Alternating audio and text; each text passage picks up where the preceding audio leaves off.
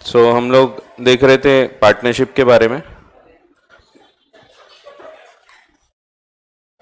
हम लोगों ने ऑलरेडी पार्टनरशिप में रिकॉन्स्टिट्यूशन के बारे में देख लिया। अभी हमको डिसोल्यूशन वाला जो चैप्टर है वो देखना है। इसमें क्वेश्चंस आपको दिए हैं और कई जगह पे आपको थोड़ा डिटेल्ड आंसर भी दिया है, जैसे कुछ कुछ ऐसे ट्रिकी क्वेश्चंस है तो वहां पे डिटेल्ड आंसर भी आपको देखने को मिलेगा। जैसे 19th वाला है तो उसमें थोड़ा डिटेल में आपको लिख के दिया हुआ है।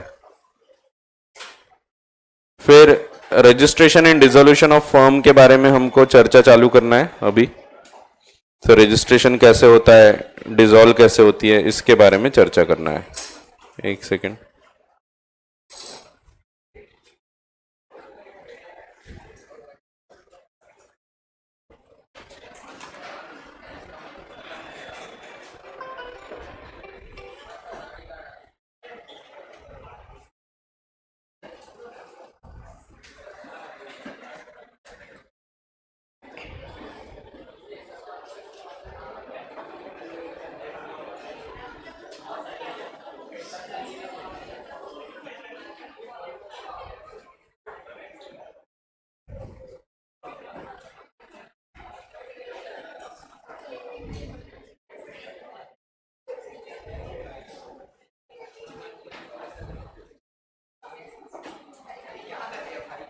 हाँ, तो ऐसा है, registration and dissolution of firm. सबसे पहले रजिस्ट्रेशन के बारे में हम चर्चा करेंगे।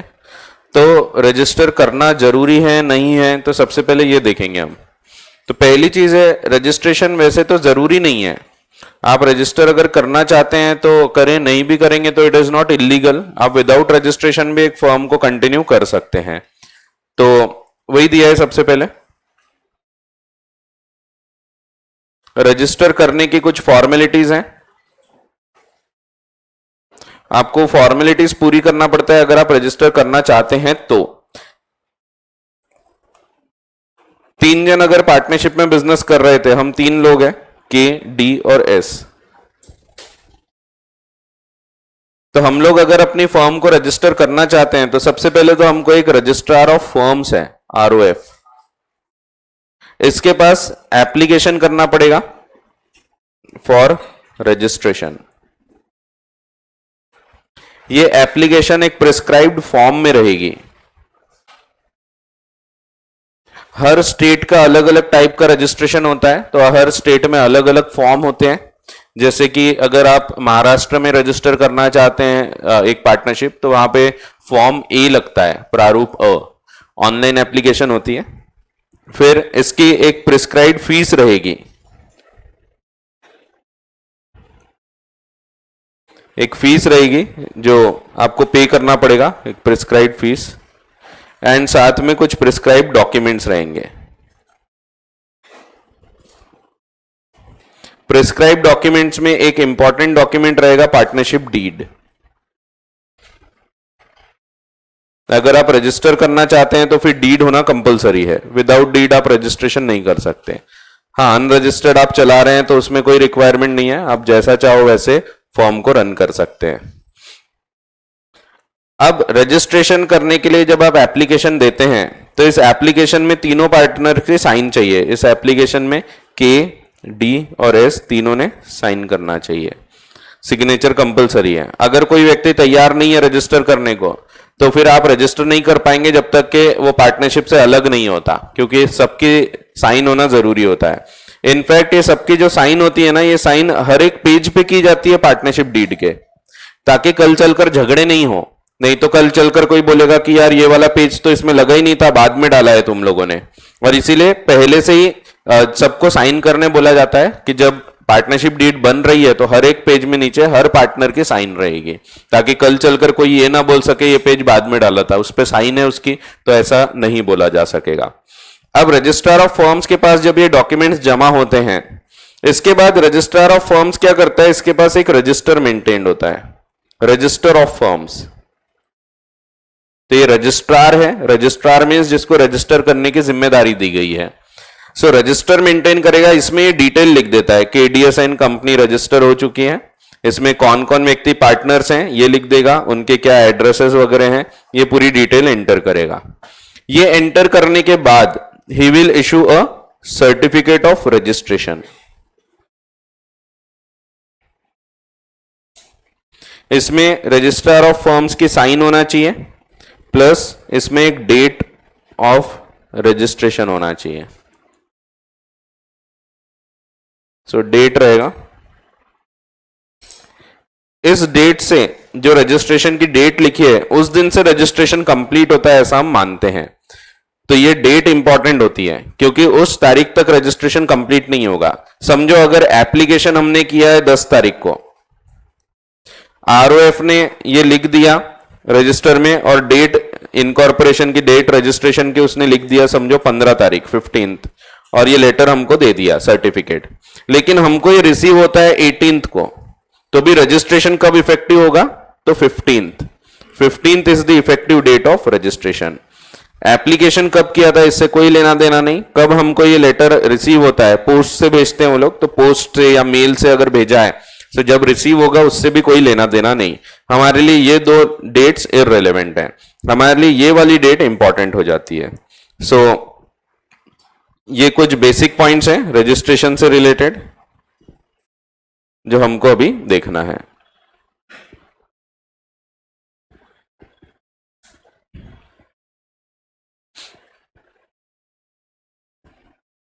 तो पढ़ लेते हैं इतना।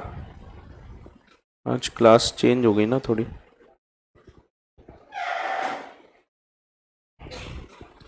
कितने बजे तक है अपनी क्लास? 12 तक ही है, ठीक है 12 तक है, फिर दूसरी है 12:20 से, ठीक है। तो अभी एक्स्ट्रा भी लेंगे अपन अगले हफ्ते से, अभी अकाउंट्स खत्म हो गया आपका, सो फिर एक्स्ट्रा लेना चालू कर देंगे अगले हफ्ते जैसे जैसे टाइम मिलेगा, तो क्योंकि ज़रूरी है ना, अपने को टेस्ट सीरीज है 31 से 31 से, सो उसके पहले अपने को कवर करना है। अगर कुछ छोटा मोटा टॉपिक छूट गया तो ठीक है बीच में कर सकते, बट बाकी majority of the portion cover करना है। सो ये हो गया। इसके बाद कंपनीज एक्ट है, कंपनीज एक्ट कवर हो जाना चाहिए। एलएलपी एक बार छूट गया तो चलता है, एलएलपी में बहुत ज़्यादा मेजर चीज़ें नहीं रहेगी। सो एलएलपी वैसे भी छोटा टॉपिक है, वो 1.5 क्लास में कंप्लीट हो जाता है, तो उसमें ज़्यादा टाइम नहीं जाता। नेगोशिएबल इंस्ट्रूमेंट्स भी आपके लेवल पे पूरा नहीं दिया है, इसीलिए जल्दी हो जाता है। सो सिर्फ ये एक बार हो गया, तो कंपनीज एक्ट थोड़ा टाइम लेगा, बाकी तो छोटे छोटे ही एक्ट है आपके लेवल के लिए। सो अच्छा है, क्योंकि बाकी आपको जैसे एलएलपी है तो एलएलपी का बाकी का हिस्सा आपको इंटरमीडिएट लेवल पे है, यहाँ पे एकदम बेसिक एलिमेंट है, सो बहुत ज़्यादा डीप में नहीं है, अगले साल डीप में आपको देखना है। सो रजिस्ट्रेशन, सबसे पहले वही फॉर्मेलिटीज जो मैंने आपको बताया, following are the formalities that are required to be fulfilled for registration. 3 stages में आप इसको डिवाइड कर सकते हैं। There should be a prescribed form, there should be prescribed documents and there should be prescribed fees. हर state में अलग form है, हर स्टेट में अलग फीस है, फीस भी बदल जाती है। जैसे महाराष्ट्र में ज्यादा महंगा है पार्टनरशिप बनाना, कंपनी बनाना, क्योंकि यहाँ स्टैम्प ड्यूटी वगैरह ज्यादा लगती है। सो महाराष्ट्र में स्टैम्प ड्यूटी ज्यादा है और इसीलिए महंगा पड़ता है। और जो लीगल फीस लगती है इसकी, ये लगती है 1600 रुपए, यानी 1600 रुपए लगता है आपको लीगल फीस, जो प्रिस्क्राइब्ड फीस है। और बाकी स्टैम्प ड्यूटी डिपेंड करती है कैपिटल के ऊपर, कैपिटल कितना है उसके ऊपर डिपेंड करेगा। जैसे हर 50,000 के लिए 500 रुपए का स्टैम्प पेपर लगता है, तो अगर आपका 1 लाख का कैपिटल है तो 1000 रुपए का लगेगा, 1,10,000 का है तो 1,500 का लगेगा, हर 500 का स्लैब है वो। फिर आप 1,10,000 रखो या 1.5 लाख रखो, वहां तक आपको 500 रुपए एक्स्ट्रा लगेंगे। सो ऐसा महाराष्ट्र में, तो आपको महाराष्ट्र का याद रखने की जरूरत नहीं है। वैसे रूल तो यह है कि महाराष्ट्र में रजिस्ट्रेशन करना कंपलसरी भी है, जैसे मैंने बताया कंपलसरी नहीं है ये अपन क्योंकि नेशनल लेवल के एग्जाम पढ़ रहे इसीलिए, बाकी नहीं तो महाराष्ट्र में इट इज कंपलसरी कि जब आपकी फॉर्म बन गई वहां से 1 साल के अंदर रजिस्ट्रेशन कंप्लीट हो जाना चाहिए। तो महाराष्ट्र में अलग कानून है, और भी कुछ जगह पे कर्नाटका वगैरह वहां भी रजिस्ट्रेशन करना कंपलसरी है, बट अपने को क्योंकि पूरे देश भर की एग्जाम देना है इसीलिए हम लिखेंगे रजिस्ट्रेशन इज नॉट कंपलसरी। बाकी कई स्टेट्स में रजिस्टर करना कंपलसरी है, ठीक है। फिर prescribed form, prescribed document and prescribed fees. Prescribed form, registration of form में be effected at any time. जैसा कि मैंने बोला कि वैसे जरूरी नहीं है, इसीलिए एनी टाइम बोला है, आप जब चाहो तब रजिस्टर करो। बाय सेंडिंग बाय पोस्ट, या तो आप खुद रहते हैं उस शहर में तो आप वहां जाके रजिस्ट्रार का ऑफिस है वहां जाके रजिस्टर कर लो। जैसे आप नागपुर में रहते हैं तो नागपुर में रजिस्ट्रार ऑफ फर्म्स का ऑफिस है, तो सेक्रेटरीट बिल्डिंग है वहां पे आप जाके रजिस्टर करवा सकते हैं, वहां पार्टनरशिप फर्म का ऑफिस है। लेकिन कई जगह नहीं होता है, जैसे आज आसपास के जो जिले हैं, जैसे समझो तुमसर हो गया, भंडारा हो गया, ये आसपास में रजिस्ट्रार ऑफ फर्म्स के ऑफिस नहीं है, तो या तो वो लोग यहाँ आके रजिस्टर कर लें, नहीं तो उनको वहां से लेटर से भेजना भी अलाउड है। पोस्ट से ये पूरा फॉर्म पे साइन कर देंगे, पार्टनरशिप डीड रहेगी, उस पर साइन रहेगी सबकी, एक नोटरी की साइन रहेगी, वो सब डॉक्यूमेंट्स अलॉन्ग विद डीडी वगैरह पैसा वगैरह सब वो साथ में लिख के भेज देंगे और रजिस्ट्रार ऑफ फर्म्स के पास वो पहुंच जाएगा, उसके बाद वो फिर रजिस्टर कर सकता है। So it is not necessary कि पर्सनली उनको आना पड़ेगा। So registration of firm may be effected at any time by sending by post, तो पर्सनली आना जरूरी नहीं, पोस्ट से भेज दो या फिर डिलीवरिंग, या तो पर्सनली आ जाओ। To the registrar of firms of the locality a statement in the prescribed form, so एक फॉर्म है, उस फॉर्म में एक स्टेटमेंट रहेगा and accompanied by the prescribed fees. Application for registration contains the following particulars, कुछ basic particulars होते हैं उसमें, जैसे कि फर्म का नाम क्या है, प्रिंसिपल प्लेस ऑफ बिजनेस क्या है, कहां से वो बिजनेस कर रहा है, सो प्रिंसिपल प्लेस यानी मेन प्लेस। फिर कभी कभी कुछ एडिशनल प्लेसेस होते हैं, ब्रांच ऑफिसेस, जैसे हमारा मेन प्लेस ऑफ बिजनेस है, हम लोग पानठेला चला रहे हैं समझो रामनगर पे, तो ये मेन हमारा प्रिंसिपल प्लेस हो गया। हमने सोचा चलो शंकर नगर पे एक एडिशनल ब्रांच चालू कर देते हैं, सो वहां पे हमने एक ब्रांच चालू कर दिया, तो names and addresses of other places, सिर्फ नेम्स ही नहीं पूरा एड्रेस वगैरह डिटेल देना पड़ता है आपको कि अदर प्लेसेस कहां पे हैं। The date when each partner join the firm, names in full and permanent address of each partner, duration of the firm, तो ये सब चीजें जनरली एप्लीकेशन फॉर्म में लिखी होती है। दिस इज नॉट एग्जॉस्टिव, तो आपको रटने की आवश्यकता नहीं है, जैसा कि मैंने आपको बताया कि ये कुछ जनरल रूल्स हैं, बट हर जगह अलग अलग फॉर्म्स है, तो हर जगह के फॉर्म में अलग अलग रिक्वायरमेंट हो सकती है। सो ये जनरल पॉइंट्स आपको बताए हैं जो पूरे देश भर के लिए कॉमन है, बट कई जगह पे अलग अलग रिक्वायरमेंट हो सकती है, फॉर्म में क्या लिखा है क्या नहीं लिखा है, सो उस हिसाब से रिक्वायरमेंट चेंज होगी। फिर अनडिजायरेबल नेम्स नहीं चलेंगे, आप अगर फर्म का नाम रखना चाहते हैं तो वैसे तो कोई भी नाम रखना अलाउड होता है, आपको ऐसी कोई रिक्वायरमेंट नहीं है कोई पर्टिकुलर नाम आपको सिलेक्ट करना है, लेकिन ऐसे नाम नहीं चलेंगे जो ऐसा कोई सैंक्शन या पेट्रोनेज या अप्रूवल ऑफ गवर्नमेंट बताता है। लाइक आप crown, emperor, empress, empire, imperial, king, queen, royal, इस प्रकार के नाम यूज नहीं कर सकते। सो ये ऐसे वाले नाम अलाउड नहीं है, shall not be allowed unless specially consented to in writing by the government. तो ऐसे कोई भी नाम, ये तो एग्जाम्पल है, लाइक एग्जाम्पल है, और भी है, जैसे आप जीएसटी सुविधा केंद्र नाम रखेंगे, सो ये भी अलाउड नहीं रहेगा, क्योंकि ये तो भाई सरकार की जीएसटी सुविधा केंद्र है, फिर लोग कंफ्यूज होंगे, अरे ये सरकार की अथॉरिटी है, सो आप ऐसे नाम नहीं रख सकते। सो ये एग्जाम्पल के रूप से कुछ दिया है, और भी इस प्रकार के नाम जो कि एक कनेक्शन बताते हैं, सैंक्शन, पेट्रोनेज, अप्रूवल, किसी भी प्रकार से कनेक्टेड लगते हैं सरकार से, ऐसे नाम अलाउड नहीं रहेंगे, ठीक है। सो ऐसा है। फिर साइनिंग एंड वेरिफिकेशन, जो भी स्टेटमेंट रहेगा, फॉर्म रहेगा, it shall be signed and verified bye all the partners either personally और बाय देयर एजेंट्स, एजेंट भी साइन कर सकते हैं। रजिस्ट्रेशन, अगर पूरे प्रोविजन सेटिस्फाई हो रहे हैं, जो ऊपर बताया मैंने, फॉर्म है, प्रॉपर फीस भरी है, प्रॉपर डॉक्यूमेंट्स जमा कर दिए हैं, तो when the registrar is satisfied that the above provisions have been duly complied with, he shall record an entry, वो एक एंट्री लिखेगा of the statement in register of firms and then file the statement, file में लगा देगा। he shall then issue under his hand a certificate of registration. Registration may also be effected even after suit has been filed by the firm, but in that case it is necessary to withdraw the suit first and get the firm registered and then file a fresh suit. अब ये अभी मैं बताने का हूं आपको, तो ये अभी आने का है, सो इसको अभी हम जब सेक्शन नंबर 69 पढ़ेंगे तो उसके बाद ये समझ में आएगा। परमिशन लेके अलाउ होता है, नहीं तो ऐसे नाम नहीं मिलते। तो ये जितने भी कनेक्टेड नाम है, जो भी एम्बलम वगैरह से जुड़े हुए होते हैं, ऐसे वर्ड्स यूज करना अलाउड नहीं होता, इवन इंडिया वगैरह। सो ये जब अप्रूवल मिल जाती है सरकार से तो लिख सकते हो आप ये, तो जैसे अप्रूवल मिलती है तो मिल जाएगा, जैसे Indian tobacco company, imperial tobacco company, तो मिल गया था, सो अलाउ किया है तो मिल जाएगा। Caps education India private limited था, अब इंडिया वर्ड हमको अलाउ किया तो लिख लिया हम लोगों ने। सो विदाउट राइटिंग में अप्रूवल के आप ये नहीं कर सकते। इनफैक्ट हमने उसमें अप्रूवल नहीं मांगा था, उन्होंने खुद बोला था कि इंडिया वर्ड बीच में आपको लिखना है। सो फिर इसीलिए हमने caps education India private limited बनाया था। सो कभी कभी ऐसा भी होता है कि वो इंडिया वर्ड खुद ने लिखने बोला था उन्होंने। सो उनकी परमिशन रहेगी तो आप कर सकते हैं, नहीं तो ऐसे नाम नहीं अलाउ होंगे जो एम्ब्लेम वगैरह से मिलते हैं। तो अभी दूसरी कंपनी हमारी कैप्स लर्निंग प्राइवेट लिमिटेड है, मैं पुरानी कंपनी की बात कर रहा हूँ। सो हमारी एक और कंपनी थी CAPS education India private limited. So उसके पहले कैप्स एक संस्था करके चलता था, सो सोसाइटी करके रजिस्टर्ड था।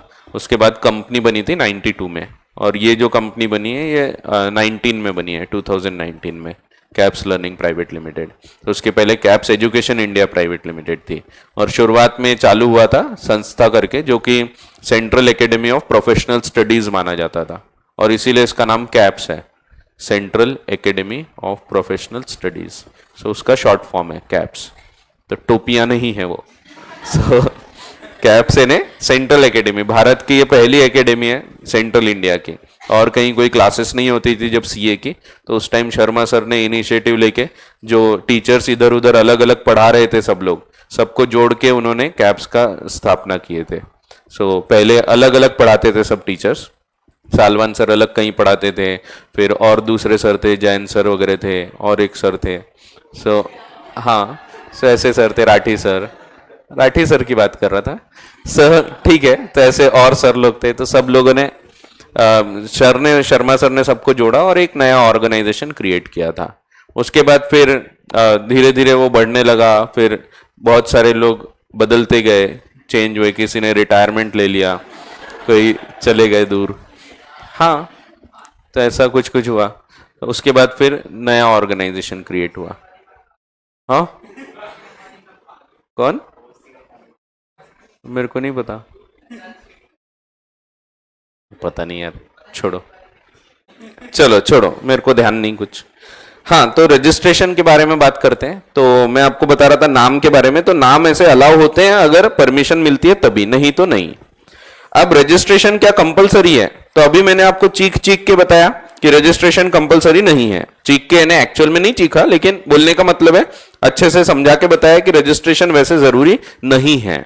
सो रजिस्ट्रेशन नहीं भी करोगे तो it is not deemed as illegal, illegal association नहीं माना जाता। तो वही पॉइंट लिखा हुआ है आगे, registration of partnership is not compulsory, therefore N unregistered firm is not an illegal association. तो ये इलीगल एसोसिएशन नहीं है।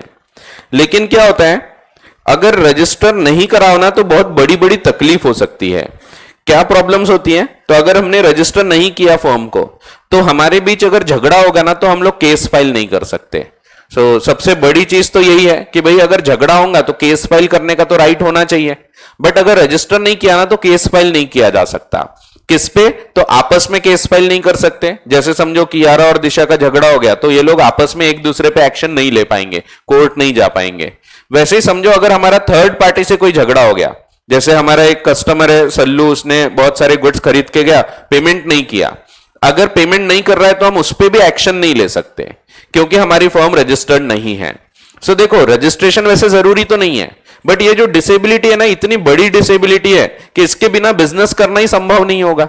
इसीलिए हम लोग बोलते हैं कि though registration is not compulsory but it becomes essential to carry on the business. So कभी आपको सीधा ये लाइन भी लिख के दी जा सकती है और उस पर बोला जाएगा कि कमेंट करो, तो कमेंट करते वक्त आपको बताना पड़ेगा क्या क्या डिसेबिलिटीज होती है एक अनरजिस्टर्ड फॉर्म की। सो वो अभी हम पढ़ेंगे थोड़ी देर में।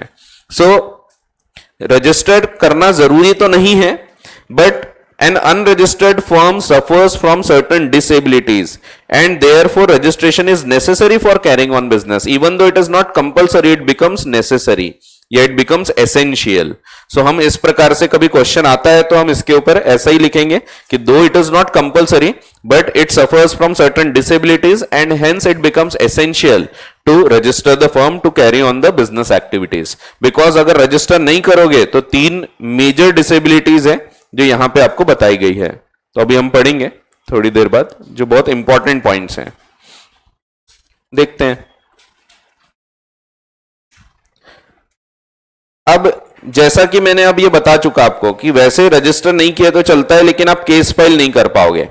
तो रजिस्ट्रेशन कब कर सकते हो आप? तो वैसे तो टाइम लिमिट कोई दी नहीं है। जैसे समझो हमने यहां पे हमारा एक डिस्प्यूट अराइज हो गया, यहां पे केडीएसएन कंपनी का सलमान के साथ एक डिस्प्यूट हो गया, हमारी फर्म रजिस्टर्ड नहीं थी। अब यहां पे हम क्या करेंगे, हम बाद में यहां भी अगर रजिस्टर कर लेते हैं और इसके बाद हम केस फाइल करते हैं तो ये सूट फाइल करना भी अलाउड है। सो जरूरी नहीं है कि पहले से ही रजिस्टर करना चाहिए, आपका डिस्प्यूट अराइज हुआ बाद में रजिस्टर करके भी केस फाइल कर सकते हो। अब ये बाहर वालों के ऊपर केस फाइल करने तक तो ठीक है, लेकिन आपस में रजिस्टर करना ही मुश्किल हो जाएगा अगर आपस में डिस्प्यूट क्रिएट हो गया तो, क्योंकि सबकी साइन लगती है। अगर डिस्प्यूट हो गया तो फिर कोई रजिस्टर क्यों करने देगा। तो इसलिए इट इज एडवाइजेबल पहले से ही रजिस्टर करके बिजनेस करना चाहिए।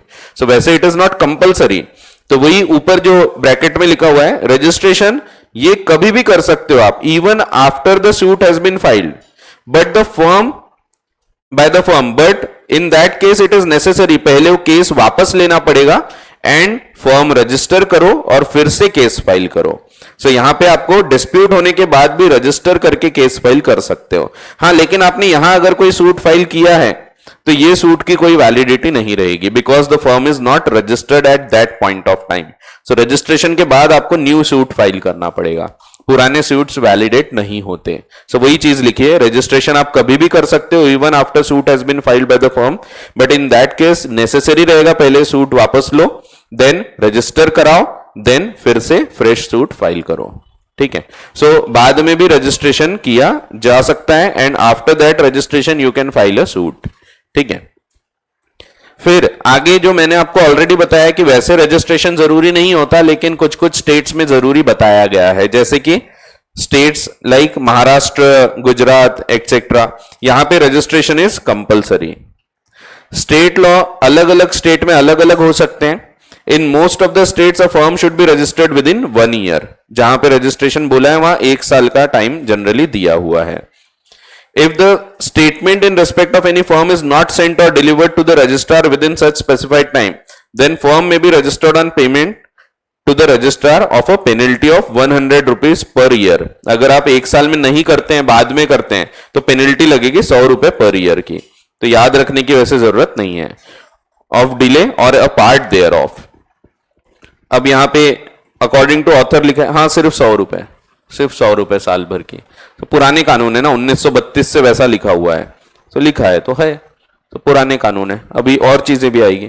तो ऑथर कुछ कहना चाहते हैं, student should write that the registration of firm is optional, क्योंकि आप सीए एग्जाम दे रहे हैं जो कि नेशनल लेवल की है। सो आपको ये बाकी पॉइंट्स जब तक स्पेसिफिकली नहीं पूछेंगे तो आपको ये नहीं लिखना है। मैं हाँ, तो अब ये बुक मैं यहां पढ़ा रहा हूं तो ठीक है, जो खुद बुक पढ़ेगा उसको तो बताना पड़ेगा ना, तो इसीलिए अकॉर्डिंग टू ऑथर ऐसा लिखना चाहिए आपने। ठीक है। तो ठीक है। सो आपको अगर पूछेंगे रजिस्ट्रेशन करना है क्या, तो नहीं, ऑप्शनल है, इट इज नॉट कंपलसरी। आपके लिए आंसर यही रहेगा, it is not compulsory, it is optional, ये आपको लिखना रहेगा। ठीक है, बट इट बिकम्स नेसेसरी। ये वाला जो पार्ट है ये आपको नहीं लिखना है जब तक कि स्पेसिफिकली नहीं पूछा जाएगा। ठीक है, ये अगर स्पेसिफिकली पूछेगा महाराष्ट्र के बारे में, गुजरात के बारे में, तो हम लिखेंगे, लेकिन स्पेसिफिक क्वेश्चन नहीं आता है तो हम इसके बारे में कुछ चर्चा नहीं करेंगे। फिर टाइम ऑफ रजिस्ट्रेशन, अगेन अभी जैसा मैंने बताया कि ऐसा कोई प्रोविजन नहीं है पार्टनरशिप एक्ट में रजिस्ट्रेशन का। हाउएवर सेक्शन 69 बोलता है कि आप अगर केस फाइल करना चाहते हैं तो उसके पहले रजिस्ट्रेशन हो जाना चाहिए, otherwise the suit will be dismissed. So general rule है ये। अगेन हम स्पेसिफिकली कुछ स्टेट की बात नहीं कर रहे, पूरे देश भर की बात करें तो देयर इज नो प्रोविजन कि कितने टाइम के अंदर रजिस्टर हो जाना चाहिए। रजिस्ट्रेशन इफेक्टिव कब से होता है? From the date when the registrar files the statement and makes entries in the register of firms and not from the date of presentation of statement. तो हमने जब स्टेटमेंट फाइल किया, प्रेजेंट किया, तब नहीं, जब उसने एंटर किया और ये रजिस्टर में लिख के हमको सर्टिफिकेट दिया तब। भले ये पहुंचेगा बाद में, बट ये डेट हमारी इफेक्टिव डेट ऑफ रजिस्ट्रेशन है। इसके बाद से हम केस फाइल कर पाएंगे, इसके पहले तक नहीं। फिर अब इंपॉर्टेंट पॉइंट हम पढ़ने वाले हैं। अभी तक हमने जो भी पढ़ा बेसिक पॉइंट्स हैं, इन पे मेजर क्वेश्चंस नहीं बनेंगे, कभी 1-2 मार्क के छोटे मोटे क्वेश्चन आ सकते हैं। मेजर क्वेश्चंस जो इस चैप्टर पे, इस पर्टिकुलर रजिस्ट्रेशन के टॉपिक पे आएंगे, दैट विल बी पहला कॉन्सिक्वेंसेज ऑफ नॉन रजिस्ट्रेशन, इसके ऊपर क्वेश्चन आ सकता है। और दूसरा कौन कौन से एक्सेप्शंस हैं जहां रजिस्ट्रेशन नहीं भी किए तो चलता है। ये हम देखने वाले हैं अभी। पहला पॉइंट है consequences of non registration. 3 major consequences follow होते हैं। एक तो पहली चीज, अगर हम तीनों के बीच डिस्प्यूट हो गया, के, डी और एस के बीच, समझो डिस्प्यूट हो गया, झगड़ा कर रहे हैं ये दोनों, कियारा दिशा एक दूसरे के बाल नोच रहे हैं, झगड़ रहे हैं। यहां पे इन लोग आपस में केस फाइल नहीं कर पाएंगे। ये हम क्या देख रहे हैं, consequence of non registration.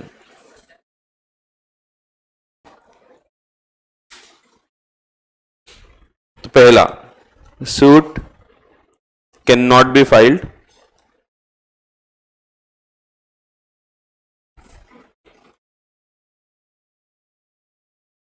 among filed partners. दूसरा, हमने जो थर्ड पार्टी से कॉन्ट्रैक्ट किया,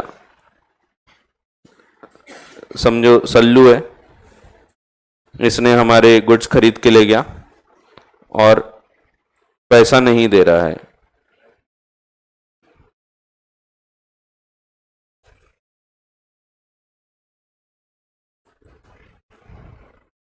तो अगेन इसके ऊपर भी हम एक्शन नहीं ले सकते।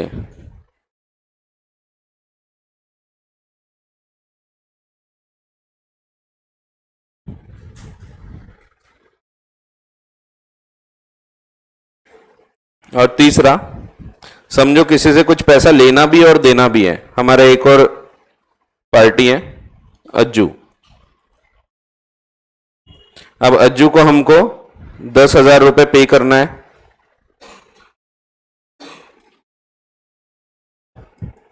और कुछ पैसा उससे लेना भी था, समझो उससे 3,000 रुपए रिसीवेबल है। तो हम क्या करते हैं, सेट ऑफ करके 7,000 रुपए पे करेंगे। जाहिर सी बात है, आपसे मुझे 10,000 लेना है और 3,000 देना है, तो अपन सेट ऑफ करके जो बैलेंस है उतना पे कर देंगे। लेकिन यहां पे अगर फर्म रजिस्टर्ड नहीं है तो firm can not claim set off. तो सेट ऑफ नहीं क्लेम किया जा सकता। That means you will have to pay full 10,000, पूरा 10,000 पे करना पड़ेगा। ठीक है, और वो 3,000 के लिए केस फाइल भी नहीं कर सकते क्योंकि फर्म इज नॉट रजिस्टर्ड। इसीलिए इट इज बेटर कि फर्म को रजिस्टर कर लो। 3 मेजर डिस्क्वालिफिकेशंस हो जाते हैं। एक इंपॉर्टेंट चीज ध्यान रखने वाली है, third parties can sue the firm। तो ऐसा नहीं कि भाई हमने रजिस्टर नहीं किया तो बाहर वाले भी हम पे केस फाइल नहीं कर पाएंगे। बाहर वाले तो केस फाइल कर ही सकते हैं, तो third parties can sue the firm। उनको पूरा राइट रहेगा, वो हमारे ऊपर एक्शन ले सकते हैं। थर्ड पार्टीज केस फाइल कर सकते हैं। इस पे क्वेश्चन आता है कई बार, ध्यान रखना है आपको। क्वेश्चन रहेगा कि हमने फर्म रजिस्टर नहीं किए और सल्लू ने केस फाइल किया, हम बोल रहे हैं हम तो रजिस्टर्ड ही नहीं है, काय के पैसे। ऐसा नहीं चलेगा, हमको देना पड़ेगा पैसा। He can file a suit even if the firm is not registered. ठीक है, we can not file suit on him but he can certainly file a suit on the partners और द फर्म। ये 3 डिस्क्वालिफिकेशंस major आपको देखने को मिलते हैं। आप पैसा क्लेम करने का केस नहीं फाइल कर सकते, इवन सेट ऑफ नहीं क्लेम कर सकते, एंड आपस में भी केस फाइल नहीं किया जा सकता। एक बार वर्ड टू वर्ड रीड करेंगे इसको तो इसमें से और भी कुछ खास बातें निकल के आने वाली हैं। बहुत ही आसान, जीवन में पढ़ाई से आसान कुछ भी नहीं।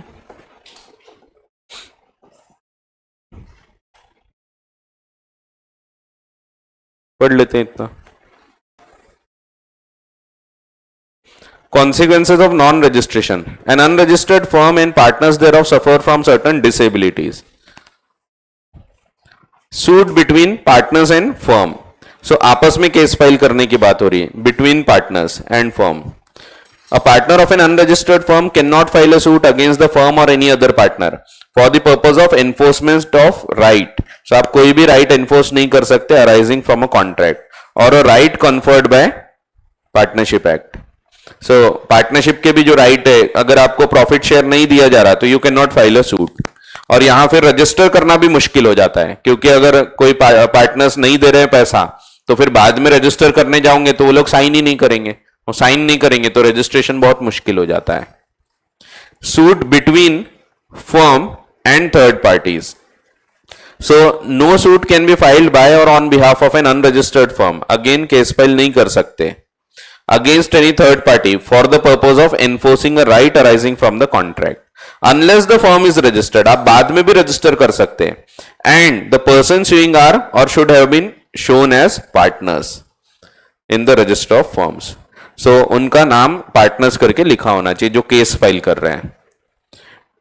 It should be noted that third parties can sue the firm और पार्टनर्स देयर ऑफ। एंड तीसरी डिसेबिलिटी है, an unregistered firm cannot claim a set off in a suit. Set off means a counter claim, a claim by the defendant which would reduce the amount of money payable to him, by him to the plaintiff. ठीक है, सो ऐसा है। तो ये तीन चीजें आपको ध्यान रखना है। और उससे ज्यादा इंपॉर्टेंट है अब अगला पॉइंट, क्या क्या कर सकते हैं इवन इफ अनरजिस्टर्ड फर्म। तो क्या कर सकते हैं? तो there are certain exceptions to the rule stated above. That means in this case can be filed, suit can be filed.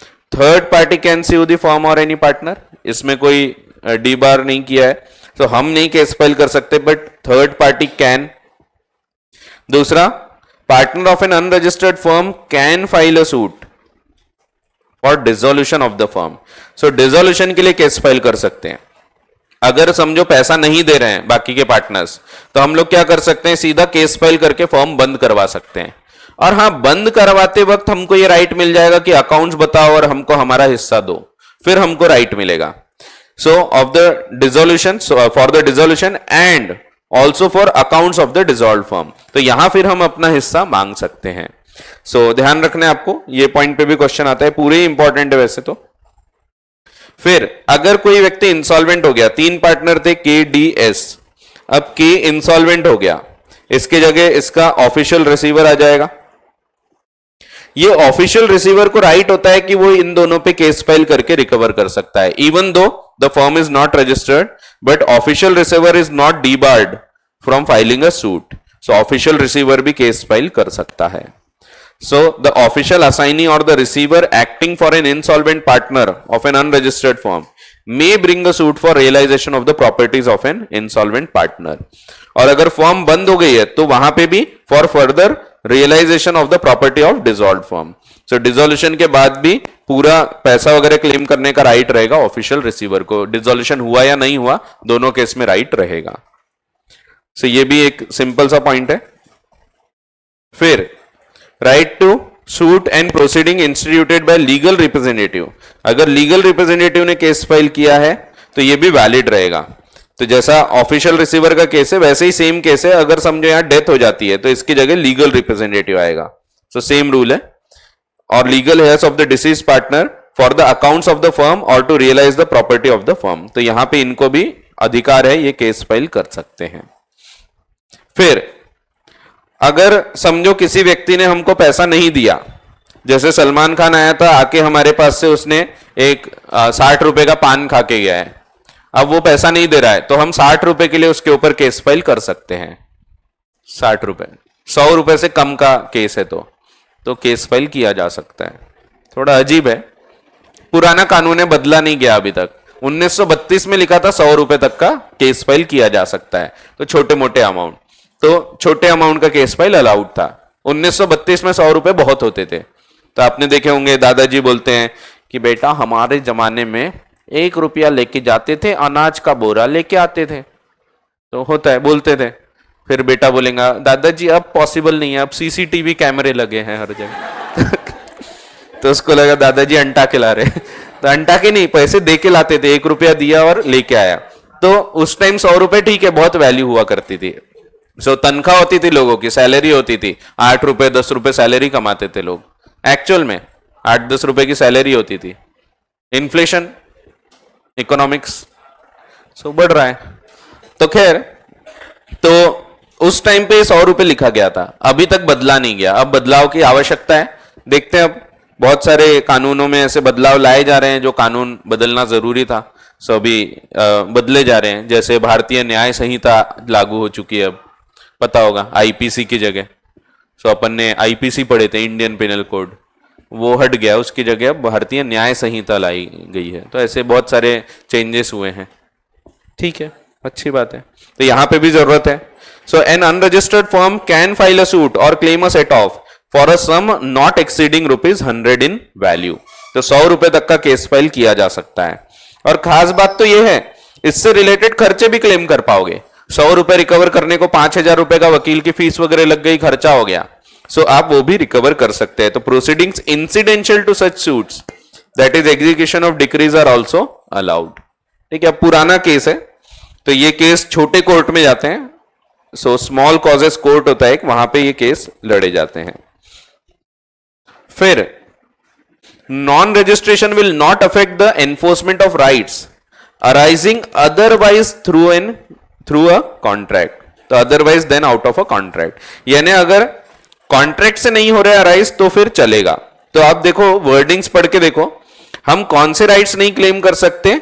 Enforcing the right arising from a contract or conferred by the partnership act, या right, यहां पे भी आप देखोगे right arising from a contract. अगर contract से arise हो रहा है राइट तो हम वो क्लेम नहीं कर सकते। जैसे यहां पे ये कॉन्ट्रैक्ट है और इसके थ्रू हमको राइट है कि हम इससे पैसा ले सकते हैं, तो ये वाला हम पैसा क्लेम नहीं कर पाएंगे if the firm is not registered. लेकिन कई बार ऐसे कोई राइट होते हैं जो कॉन्ट्रैक्ट से अराइज नहीं हो रहे हैं, जो हमको ऐसे नेचुरली मिल रहे हैं। जैसे समझो हम लोग एक दिन ऐसे ही दुकान पे बैठे थे, अब हम दोनों, मैं और कियारा थोड़ा काम से बाहर गए थे, दिशा बैठी थी, सल्लू आता है, अब अरे एग्जाम्पल है, अब सल्लू पान लगाने बोलता है, वो पान लगाने ऐसे मुड़ती है, थोड़ा चूना वूना लगा रही है, उतने में पता लगा हमारा यहाँ चांदी का कटोरा था, वो अंटा लिया सल्लू ने। सो एग्जाम्पल है। अब ये जो कटोरा चोरी करके गया है वो, हम इसके लिए एक्शन ले सकते हैं इस पे।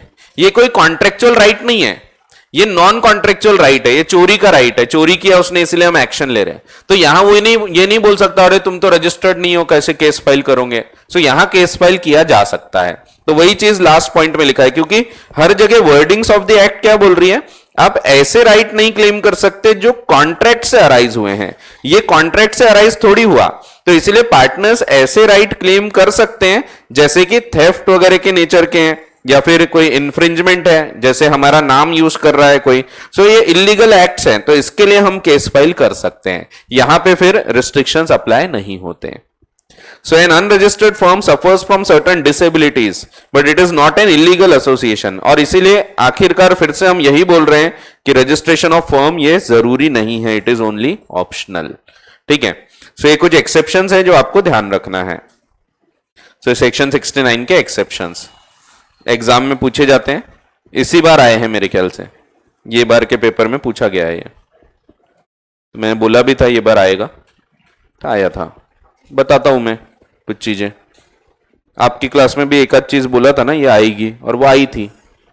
पेपर के दिन ही बोला था मैं सुबह सुबह कि ये आज के पेपर में आने वाला है, कुछ तो भी बताया था, मेरे को ध्यान नहीं।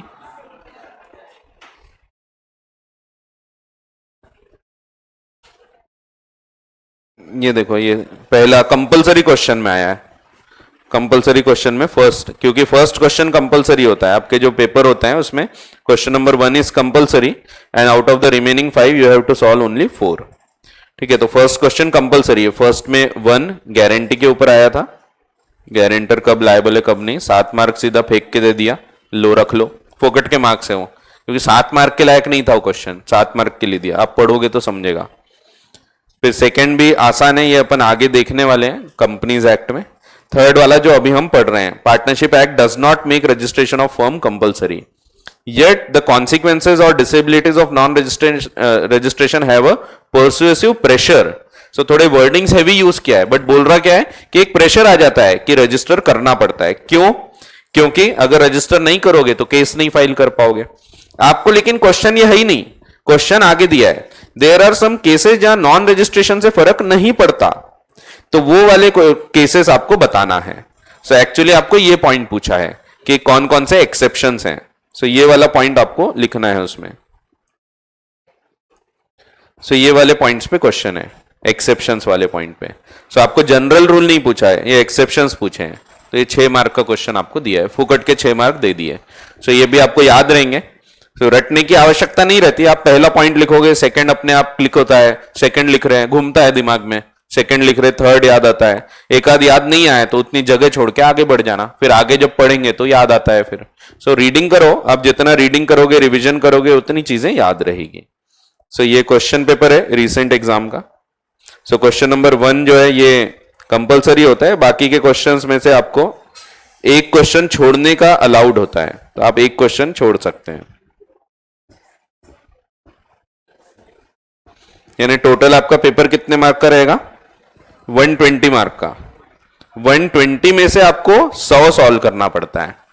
120 कैसे? सब क्वेश्चन 20-20 मार्क के। Question number 1 is compulsory 20 marks, बाकी के 5 में से 4 करना है। दैट मीन्स आप ये 20 मार्क को छोड़ सकते हैं, बाकी यहां पे 80 मार्क है। सो आपका टोटल मार्क्स रहेंगे 120।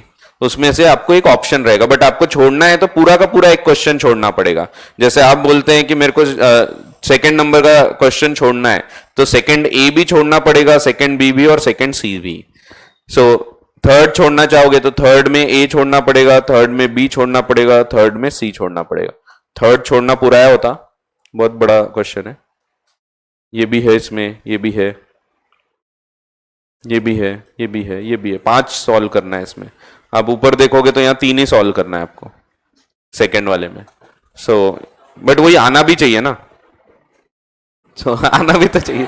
सो वो भी जरूरी है। आते हैं वैसे, ऐसा आपको ऐसा नहीं होगा कि नहीं चाहेंगे।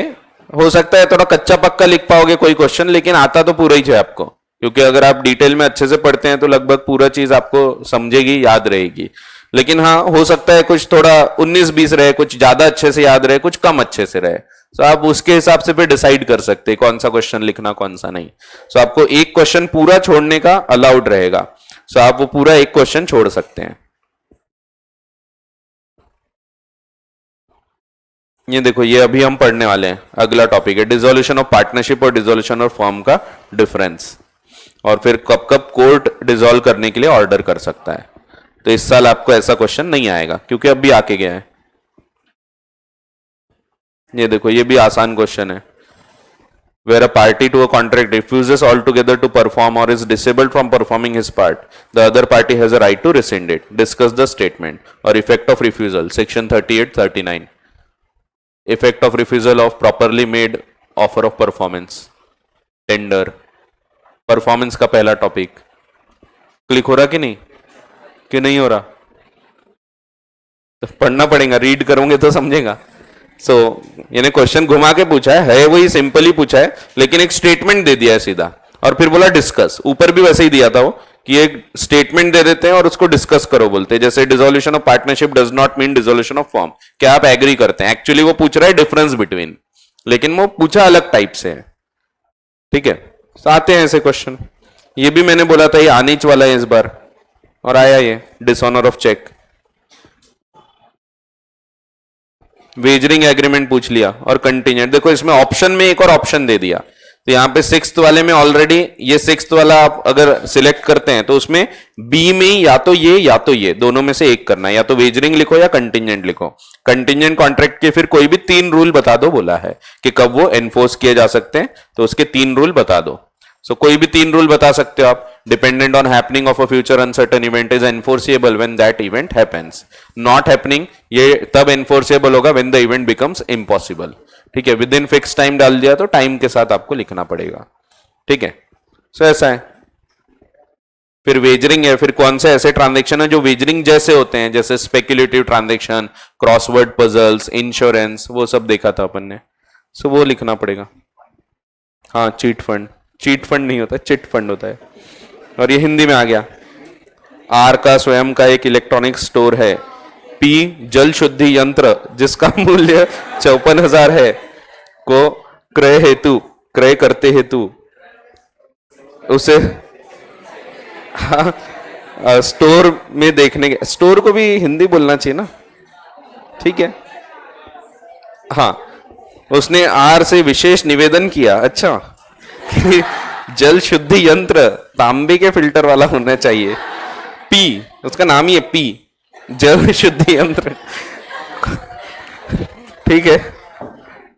तो ऐसा है, देखो गारंटी को क्या बोला है, प्रत्याभूति, प्रत्याभूति, गारंटी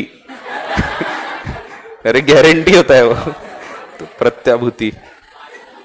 भारतीय अनुबंध अधिनियम, इंडियन कॉन्ट्रैक्ट एक्ट मैं बताया था आपको, ज्यादा हेवी पड़ता है हिंदी में, सो मैं बोलूंगा पंजीकरण करना है तो भारी पड़ेगा। देखो, भारतीय भागीदारी अधिनियम फर्म के पंजीकरण को अनिवार्य नहीं बताता, यानी इंडियन पार्टनरशिप एक्ट ये जरूरी नहीं बताता, फिर भी गैर पंजीकरण के परिणाम या अक्षमताओं पे तो वो ठीक है, चलो इंग्लिश पे रहते हैं ना, काय को हिंदी में जाना।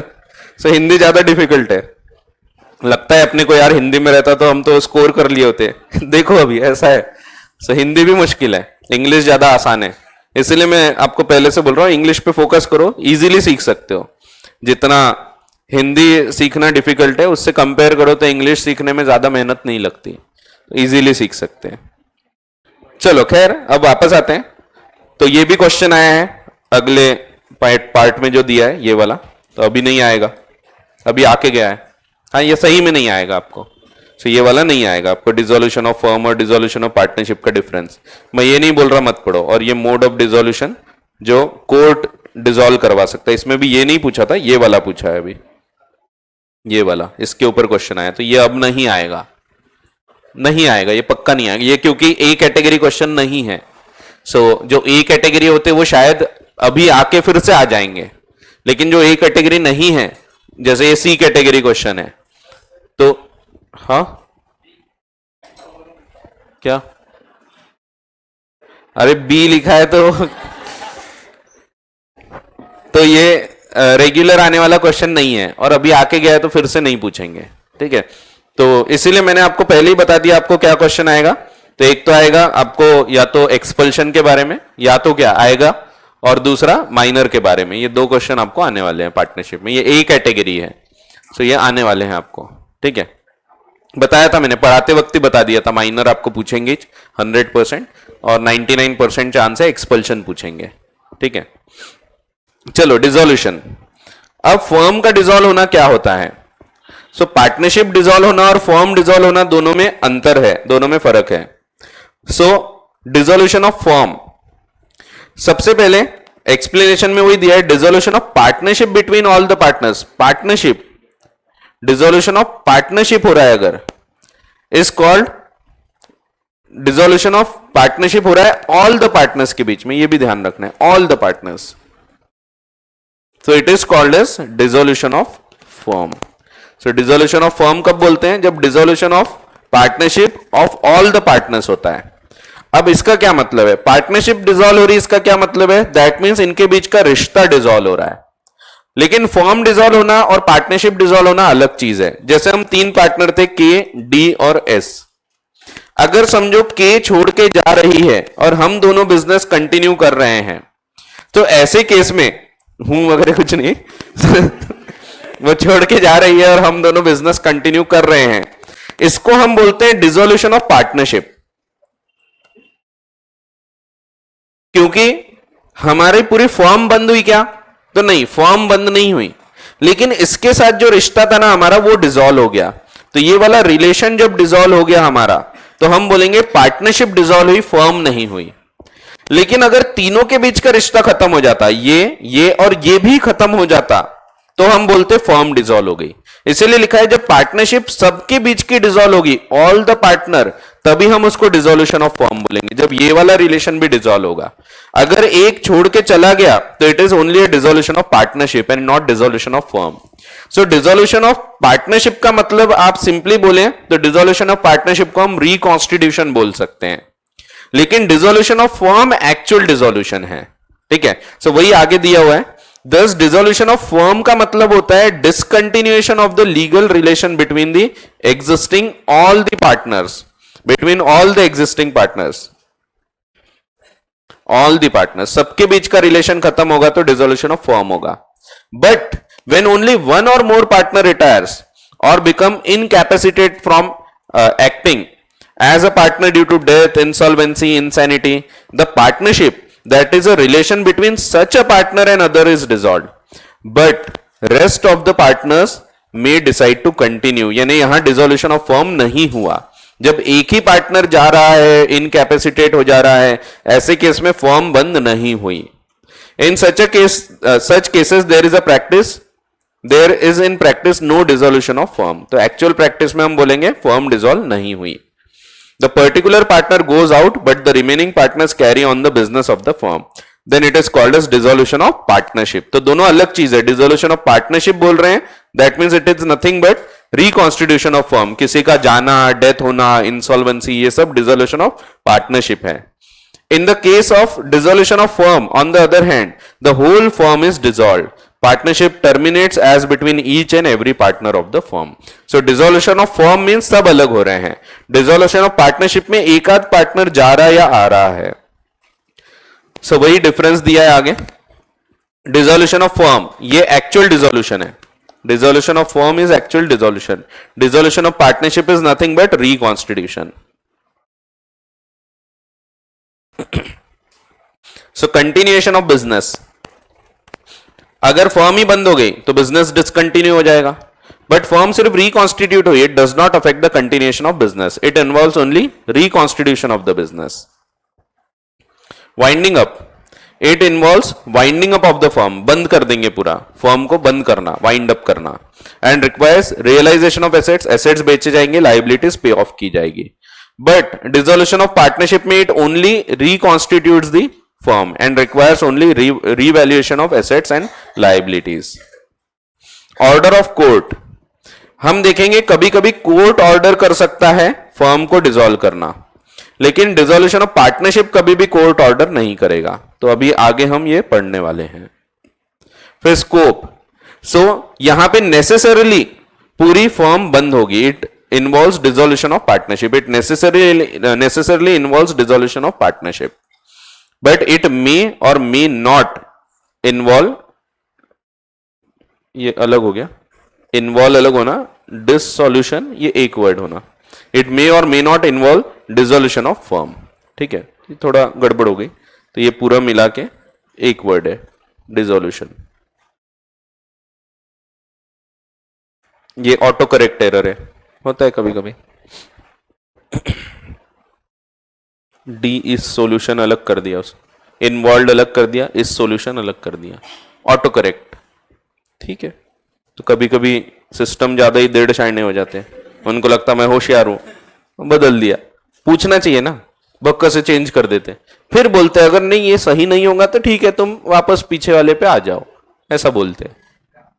हाँ, आपने देखा होगा ना, टाइपिंग करते भक्का से खुद ही चेंज कर देता हूं, तो अपन को नहीं भी लिखना है फिर भी वही लिखेंगे वो, तो डेढ़ चाइना हो गया वो टेक्नोलॉजी।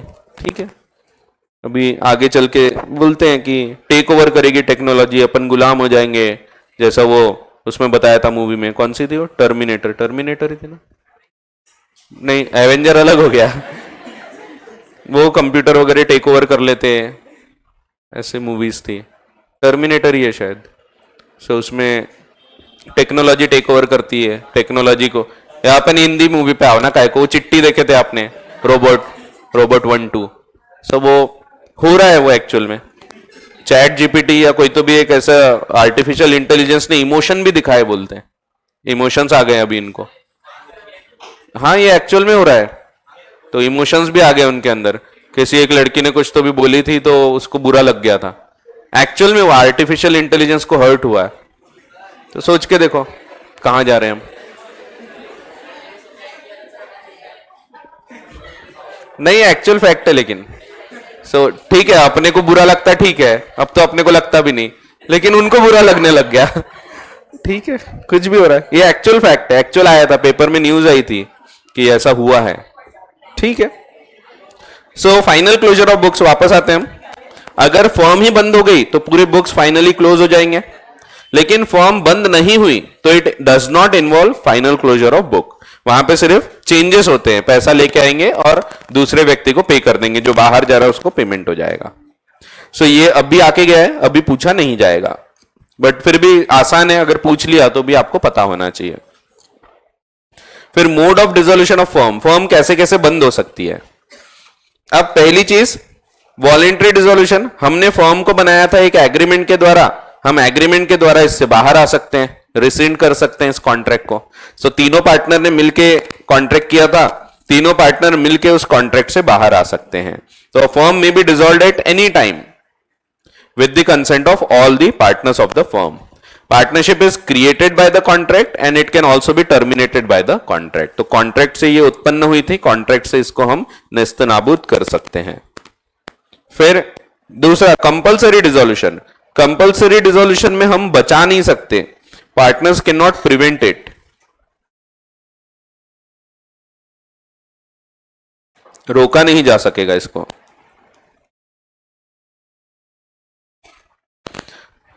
तो अगर आपने लिख भी दिया है डीड में तो भी नहीं रोक सकते। जैसे आपने लिख दिया डीड में कि अगर कोई पार्टनर की डेथ हो गई या इंसॉल्वेंसी हो गई तो फर्म बंद नहीं होगी, तो भी फर्म बंद हो जाएगी इस केस में। So firm is dissolved by adjudication of all the partners as insolvent. तो अगर सभी पार्टनर इंसॉल्वेंट हो गए तो भले आपने लिखा होगा कि इंसॉल्वेंसी पे नहीं होती फर्म बंद, बट सब इंसॉल्वेंट हो गए, कियारा, दिशा, मैं सब इंसॉल्वेंट, तो फर्म बंद ही हो जाएगी फिर, क्योंकि सभी इंसॉल्वेंट हो चुके हैं।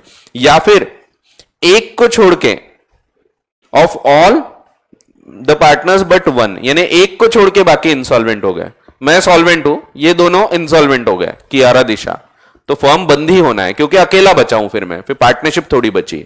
सो इस इवेंट में आप चाह के भी नहीं रोक पाओगे। या फिर सेम रूल लगता है डेथ में, डेथ का अलग से लिखा नहीं है बट सेम रूल लगता है। एंड दूसरा case by happening of the event, जिससे फर्म का बिजनेस अनलॉफुल हो गया। जैसे हम खैनी, गुटखा, जर्दा, तंबाकू, पान मसाला बेचते थे, अब लॉ लेके आ गए कि भाई ये सब बेचना अब इलीगल है। जब हमारा बिजनेस ही इलीगल कर दिया उन्होंने, अनलॉफुल कर दिया, तो बिजनेस खत्म हो गया। सो यहां पे हम फिर वो बंद करके दूसरा जरूर चालू कर सकते हैं, बट पुरानी पार्टनरशिप कंपल्सरली डिसॉल्व हो जाएगी। The firm will be dissolve even in the case of death of all the partners or all the partners except one. So एक को छोड़ के सबकी डेथ हो गई तब भी बंद हो जाएगी। फिर dissolution on happening of certain contingencies, यहां पे पार्टनर्स रोकना चाहे तो रोक सकते हैं, तो पार्टनर्स कैन प्रिवेंट।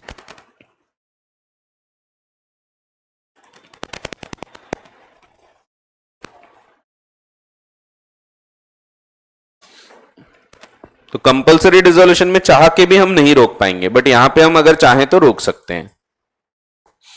सो वही दिया है, subject to the contract between partners a firm is dissolved, firm dissolve हो जाएगी, लेकिन लिखा गया subject to contract between partners, यानी वो कुछ और एग्री कर सकते हैं, नहीं किया तो फर्म बंद हो जाएगी। कब? If constituted for a fix term by expiry of that term, 3 साल के लिए पार्टनरशिप किए थे, 3 साल हो गए, पार्टनरशिप खत्म, लेकिन हम चाहें तो आगे कंटिन्यू कर सकते हैं। वैसे ही if constituted to carry out one or more adventures by completion thereof, हमने एक पुल बनाने के लिए पार्टनरशिप किए थे, पुल बन गया, पार्टनरशिप खत्म, बट हम चाहे तो आगे कंटिन्यू कर सकते हैं और पुल बना सकते हैं उस नाम से। फिर bye death of a partner, एक पार्टनर की डेथ से वैसे खत्म हो जाती है, लेकिन हम चाहे तो बचा सकते हैं। एंड दूसरा इंसॉल्वेंसी, लेकिन सभी की डेथ हो गई या सब इंसॉल्वेंट हो गए तो नहीं बचा सकते। So partnership agreement may provide that firm will not be dissolved in any of the aforementioned cases. Such a provision is valid. Dissolution by notice कब हो सकता है? पढ़े थे हमने, where the partnership is at will. So will है तो कोई भी पार्टनर नोटिस देके फर्म को बंद कर सकता है। The firm may be dissolved by any partner giving notice in writing to all the other partners of his intention to dissolve the firm. Firm dissolve हो जाती है from the date mentioned in the notice as the date of dissolution, or if no such date is mentioned, as from the date of communication of the notice. जब ये सबको पहुंच गया वहां से फर्म बंद। एंड डिसोल्यूशन बाय कोर्ट कब कब हो सकता है? सो कोर्ट बंद कर सकता है जब आप आपस में एग्री करके बंद नहीं कर पा रहे, जैसे कि पार्टनरशिप में कुछ लिखा नहीं था, बंद कैसे करेंगे? ऐसे केसेस में, या उसमें कुछ ऐसी गड़बड़ हो रही है जिसमें आगे वाला कंसेंट नहीं दे रहा, उसमें लिखा था पार्टनरशिप में कि सब लोग मिलके बैठेंगे फिर बंद करेंगे, लेकिन लोग कंसेंट देने को तैयार नहीं है, तो ऐसे कुछ केसेस है जहां पे हमारे पास कोई और उपाय नहीं बचा, तो हम कोर्ट जाके बंद करवा सकते हैं। तो ये वाले केसेस हैं जिनमें कोर्ट के थ्रू हम बंद करा सकते हैं। तो suit by any partner, at a suit of a partner the court may dissolve a firm in on any one of the following grounds। पहला, इंसैनिटी या अनसाउंड माइंड। अगर एक पार्टनर अनसाउंड माइंड का हो गया, ऐसे केस में firm automatically नहीं, बंद की जा सकती है by going through court. The suit for dissolution in this case can be filed bye next friend of the insane partner और बाय एनी अदर पार्टनर। तो जो इनसेन हो गया वो तो केस नहीं फाइल कर पाएगा, उसका नेक्स्ट फ्रेंड बोला जाता है, जो रिप्रेजेंटेटिव है वो केस फाइल कर सकता है, या फिर बाकी के पार्टनर इसको बंद कर सकते हैं। परमानेंट इनकैपेसिटी, परमानेंट इनकैपेसिटी हो गई और मैं काम नहीं कर पाऊंगा, ऐसा कुछ हो गया, जैसे मैं घर जा रहा था और डेथ तो नहीं हुई बट कोमा में चला गया, एक्सीडेंट हो गया, अब कोमा में चला गया तो कंसेंट भी नहीं दे सकता मैं। ऐसे केस में फॉर्म बंद करना है तो बाकी के पार्टनर्स कोर्ट जाके बंद कर सकते हैं। So if a partner becomes permanently incapable of performing his duties as a partner, permanent incapacity may arise from an incurable illness like paralysis। जैसे जो खर्रा घोटता था, पैरालिसिस हो गया, वो खर्रा नहीं घोट पा रहा, तो बंद करा सकते हम। तो अरे एग्जांपल है। The suit for dissolution in this case must be brought by a partner other than the person who has become incapable। Guilty conduct, अगर कोई गिल्टी कंडक्ट में पाया गया जिससे हमारा बिजनेस पे इंपैक्ट पड़ता है, हम खैनी, गुटखा, जर्दा, तंबाकू, पान मसाला बेचते थे, बाद में पता लगता है कि दिशा यहां से चरस गांजा भी बेचती थी। अब हम उसको हटाने का राइट अगर नहीं रखते हैं, वैसे अगर हमारे पास राइट है निकालने का तो हम एक्सपेल कर सकेंगे, बट अगर हमने एक्सपेल्शन का राइट नहीं रखा है तो हमारे पास एक ही ऑप्शन होता है कि हम कोर्ट जाके इसको बंद करें। हम कोर्ट जाके बोलेंगे कि भैया हम इसको तो नहीं निकाल सकते, लेकिन आप फर्म को बंद कर दो, और फिर हम दूसरी फर्म बाकी के पार्टनर्स बना सकते हैं। तो if the partner is guilty of conduct which is likely to affect prejudicially the carrying on of the business regard being had to the nature of business, ऐसी चीज जिससे हमारे बिजनेस को इंपैक्ट पड़ता है। The suit for dissolution on the ground mentioned in this clause must be brought by partner other than the person who is guilty of misconduct। Persistent breach of authority, persistent यानी बार बार, breach of authority, breach of agreement, जो चीज बोली थी ये नहीं करना वो बार बार कर रहा है। वही सेम एग्जांपल कि हमने कियारा को बोले थे हमारी कार मत लेके जाया कर, बट उसको 4-5 बार समझाया फिर भी लेके जाती है। अब अगर हमने एक्सपल्शन का राइट रखा है तो एक्सपेल कर सकते हैं, बट एक्सपल्शन के बारे में नहीं लिखा था हमने, तो हम अगर बंद करना चाहेंगे तो कोर्ट जाना पड़ेगा। तो if the partner wilfully and persistently, लगातार बार बार, commits the breach of partnership agreement regarding management or otherwise conducts himself in such a way that it is not reasonably practicable for other partners to carry on the business, तो फिर ऐसे case में हम उसको बंद कर सकते हैं। अगर मैंने सब पार्टनर बना के अपना पूरा अधिकार ट्रांसफर कर दिया, ऐसे केस में भी बाकी के पार्टनर्स इस बिजनेस को बंद कर सकते हैं। If the partner has transferred the whole of his interest in the firm to outsider or has allowed his interest to be sold in execution of decree, तो या तो ये वॉलेंट्री हो तब भी, खुद ने बेचा तो भी, या अगर कोर्ट ने डिक्री के थ्रू बेच दिया उसका हिस्सा तो भी।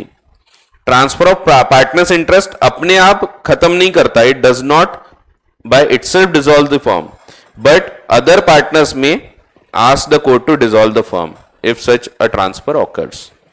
लॉस, कभी कभी ऐसा होता है कि हम लोग बिजनेस को कर तो रहे हैं लेकिन नुकसान में जा रहा है, और हमारा मेन एम तो था पैसा कमाना, लेकिन एक आध पार्टनर कई बार उससे अटैच हो जाता है इमोशनली, तो बंद नहीं करने देता। ऐसे केस में हमको कोर्ट जाना पड़ता है। जैसे हम लोग समझो ऐसा कुछ आउटडेटेड चीजें बनाते हैं जो आजकल नहीं चलती। हम लोग मटकी बनाते थे, मटका वगैरह होता है ना, कुम्हार वाला काम करते थे हम लोग। अब कियारा जो है उसको बहुत अच्छा लगता है वो काम, इसीलिए वो भी उसमें जुड़ी हुई है। अब हमारा बिजनेस लॉस में जा रहा है, चाइना से मटके बहुत सस्ते में मिल रहे हैं, तो यहाँ पे हम लोग मटका बनाते हैं लेकिन बहुत नुकसान में जा रहा है, कुछ प्रॉफिट नहीं होता है, हम लोग बंद करना चाहते हैं, लेकिन कियारा उस बिजनेस में इतनी इंगेज्ड है वो बंद नहीं करने देती, वो बोलती नहीं नहीं लॉस में होगा तो भी हम चलाएंगे। ऐसे केस में फिर अपने को एक ही ऑप्शन बचता है, कोर्ट जाके बंद करो। ऐसे प्रैक्टिकली केसेस होते हैं, कई बार ऐसी चीजें होती है जिसमें कोई व्यक्ति इमोशनली अटैच हो जाता है। जैसे कई बार बीच में एक पेपर में न्यूज आई थी, एक कॉलेज के टीचर है, रिटायर होने के बाद भी बिना पैसे के वो जाके पढ़ा रहे हैं क्योंकि उनको अच्छा लगने लगा काम। सो ऐसा भी होता है कई बार कि पैसा नहीं भी मिल रहा, लॉस में भी जाएंगे तो भी हम करेंगे वो काम। सो अगर ऐसा काम है तो उसका लॉस तो ठीक है, लेकिन हम लोग भी उसके कारण लॉस में जा रहे हैं, तो हम यहां कोर्ट जाके बंद कर सकते हैं। तो if the business of the firm can not be carried on accept eight loss, since the motive with which partnerships are formed is the acquisition of gain, the courts have been given discretion to dissolve a firm in case where it is impossible to make profits. And last, just an equitable clause. ये ETC है और कोई clause जो ऊपर cover नहीं हुआ, ETC. So if the court considers it just and equitable to dissolve the firm, for example आप ध्यान रख सकते हैं मोनोपोली क्रिएट हो रही है, और एक एग्जांपल यहां दिया ही है। This clause gives a discretionary power to the court. Court को डिस्क्रिशन है to dissolve the firm in cases which do not come within the any of the foregoing clauses, but which are considered to be fit and proper cases for dissolution. For example, monopoly या deadlock in the management, partners के बीच झगड़ा चल रहा है, बातें नहीं होती है, so ऐसे केस में फिर बंद कैसे करेंगे, तो कोर्ट जाके कर सकते हैं। फिर लॉस ऑफ सब्सटेंट्रम, डीड वगैरह नहीं है हमारे पास और कुछ प्रूफ नहीं रह गया, अब gambling bye partner on stock exchange, ऐसे कुछ केसेस जो कोर्ट ने एक्चुअल में इनमें डिसॉल्व किया है फॉर्म को। सो ऐसा है। फिर अगली क्लास में देखते हैं आगे का। तो ये आसान वाले टॉपिक्स थे, अभी थोड़े से टेक्निकल पॉइंट्स हैं और कुछ बचे, वो देख लेंगे अगली क्लास में। चलो, थैंक यू।